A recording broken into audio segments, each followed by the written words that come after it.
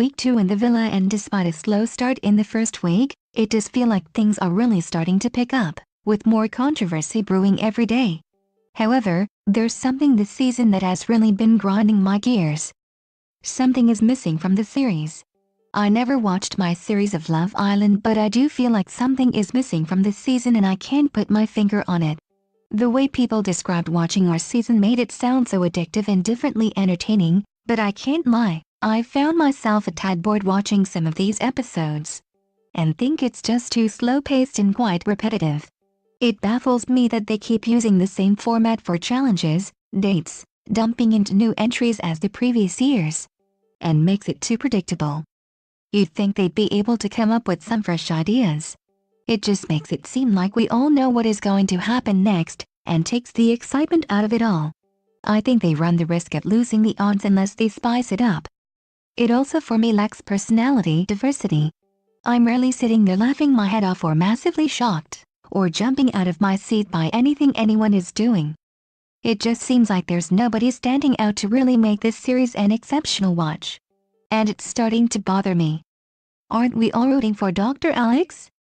So after a few days of it being the Isle Booker show and a pretty anticlimactic recoupling, the bomb was dropped that the Islanders would have to decide between themselves who they believe to be the least compatible couple.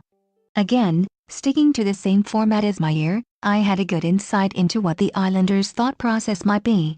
Despite who you like and don't like, you can't claim that two people who are just friends are more compatible than two people are romantically involved. Enter Drive.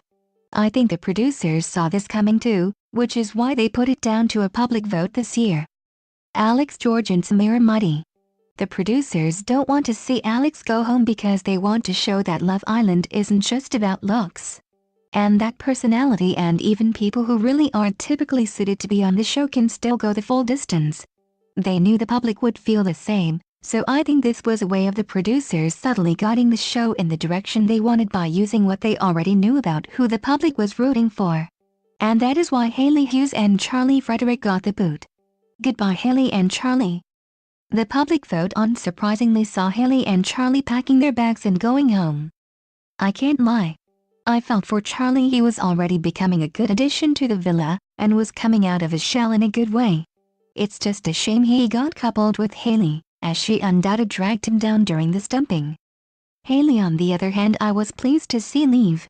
She carried around this massive sense of self-importance in the villa, and it irritated me how she thought she was too good to get to know any of the boys and how rude she was to any of the lads who called her up on it.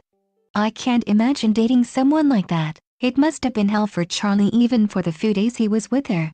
You could tell the thought of her going home never even crossed her mind, and she genuinely thought the show would somehow find a way to make her stay. A real self-absorbed narcissist in my opinion. So, at the end of week 2 there was fittingly another couple of bombshells making their way in, Zara McDermott and Ellie Brown. There's so much more to come. I think the girls are starting to finally feel the same pressure that the guys felt when Charlie and Josh Denzel walked in. It's a real sense of realization that nobody is safe, and you're not just on a holiday when bombshells walk in. It's never easy and it really makes some couples feel the strain. As soon as they came in, straight away Adam Collard and his newly relieved blue balls were straight in there, making it clear that they are by no means in committed relationships and somewhat up for grabs. Can't wait to see how this all pans out. Until next week, Jonny X and boy, has the drama kicked off already.